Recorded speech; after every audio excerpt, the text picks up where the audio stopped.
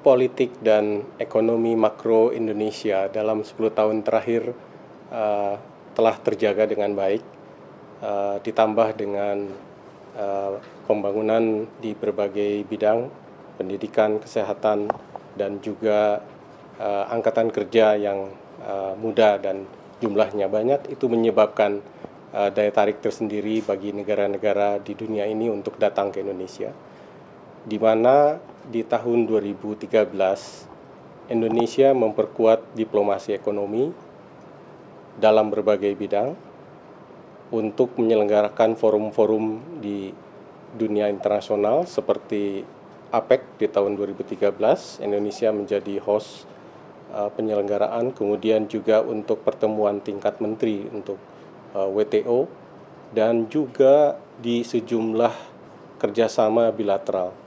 Indonesia telah melakukan kerjasama bilateral dengan Jepang, dengan China, dengan Korea dengan baik, dan juga ditambah dengan beberapa negara baru yang Indonesia di tahun 2013 telah memperluas kerjasama dan meningkatkan kerjasamanya, termasuk dengan Myanmar, dengan Rusia, dengan Kazakhstan, dengan Azerbaijan.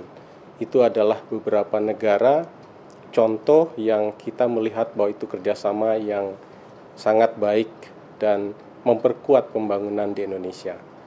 Khusus untuk peran kantor Menko di Kedeputian Kerjasama Ekonomi Internasional, mempunyai peran untuk mengkoordinasikan kerjasama di bidang ekonomi, perdagangan, dan investasi, baik itu kerjasama di tingkat bilateral maupun di regional dan juga internasional. Disitulah peran bagaimana ketuan rumahan Indonesia itu dikaitkan dengan kepentingan nasional. Disitulah bagaimana Indonesia mempunyai kontribusi untuk meningkatkan pembangunan di Indonesia, untuk memperkuat ketahanan pangan, untuk memperkuat ketahanan energi, juga untuk menjaga kestabilan ekonomi makro. Pertama, telah selesai dan berjalan dengan sukses penyelenggaraan dari APEC 2013, di mana outcome yang dihasilkan memastikan tercapainya tujuan daripada Bogor Goals, kemudian juga bagaimana peran penting dari konektivitas untuk menunjang kegiatan perekonomian di negara-negara APEC. Kemudian juga bagaimana pembangunan yang berlangsung bisa berkelanjutan dan dapat menurunkan penduduk miskin. Ini adalah salah satu capaian yang sangat penting di tahun 2013. Di samping itu juga ada capaian yang juga sangat penting di kerjasama multilateral, perdagangan multilateral, yaitu pertemuan tingkat menteri WTO di Bali, di mana dicapai kesepakatan yang disebut Bali Package, yang memadukan antara kepentingan negara-negara least developed countries, kemudian juga pembangunan pertanian, dan juga fasilitasi perdagangan. Di dalam perannya untuk menggulirkan kembali perundingan multilateral ini telah berhasil untuk membangun kepercayaan di antara negara-negara WTO.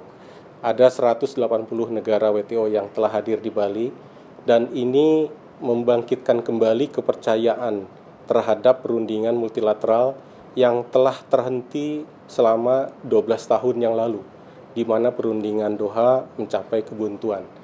Tentu ini bukan merupakan akhir, tetapi merupakan awal dan membangun kepercayaan kembali anggota WTO di dunia untuk meneruskan perundingan multilateral yang memberi kontribusi untuk mencapai kesejahteraan pembangunan bagi anggotanya.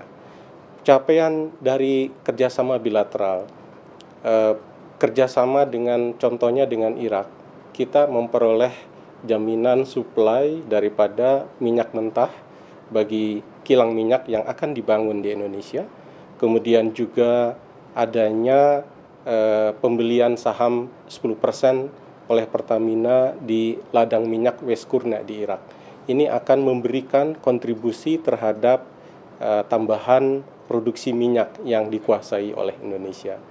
Di samping itu juga kerjasama dengan Jepang melahirkan kesepakatan-kesepakatan untuk mempercepat pembangunan infrastruktur, khususnya adalah di kawasan Jabodetabek area. Kerjasama dengan Korea juga memberikan kontribusi terhadap semakin meningkatnya investasi yang berasal dari Korea. Investasi di bidang pembangunan pabrik baja terpadu di Cilegon, kerjasama Krakatau Steel dan POSCO, itu tahap pertama telah diresmikan Desember tahun lalu. Kemudian juga rencana untuk pengembangan tahap kedua sekarang sedang disusun untuk investasi sebesar 3 miliar berikutnya. Kemudian juga rencana investasi dari Lotte Chemical, kemudian juga Hankook Tire misalkan dari Korea. Ini salah satu juga capaian yang sangat penting bagi pembangunan di Indonesia untuk terus bisa menjaga pertumbuhan ekonomi Indonesia di tahun-tahun yang akan datang di tingkat 6%, 7%. Kemudian juga sebagai bagian daripada persiapan Indonesia menghadapi masyarakat ekonomi ASEAN di akhir tahun 2015, maka peran kantor Menko mempunyai peran yang sangat penting dalam mempersiapkan bagaimana Indonesia dapat meningkatkan daya saingnya agar pada waktu masyarakat ekonomi ASEAN tercipta, maka ekonomi Indonesia menjadi suatu ekonomi yang efisien dan dapat bersaing dengan negara-negara di ASEAN lainnya. Kantor Menko Perekonomian akan memperkuat kegiatan diplomasi ekonomi internasional, baik itu di forum internasional, regional, maupun kerjasama bilateral, dalam rangka untuk memperkuat posisi Indonesia di forum internasional dan regional, serta untuk memperkuat kerjasama bilateral yang memberikan manfaat untuk pembangunan di Indonesia. Apakah itu untuk mempercepat pembangunan infrastruktur di tanah air, apakah itu bagian untuk juga meningkatkan sumber daya manusia, apakah itu untuk meningkatkan ekspor dan juga untuk meningkatkan investasi di tanah air. Jadi semua hal itu nanti akan menjadi prioritas kantor Menko Perekonomian tahun 2014 ini dan masa yang akan datang, supaya pertumbuhan di Indonesia dapat terus dijaga pada tingkat 6%, 7%. Bagi yang memerlukan informasi lebih lanjut mengenai kegiatan kantor Menko Perekonomian, dapat dikunjungi website dan Twitter Kemenko Perekonomian.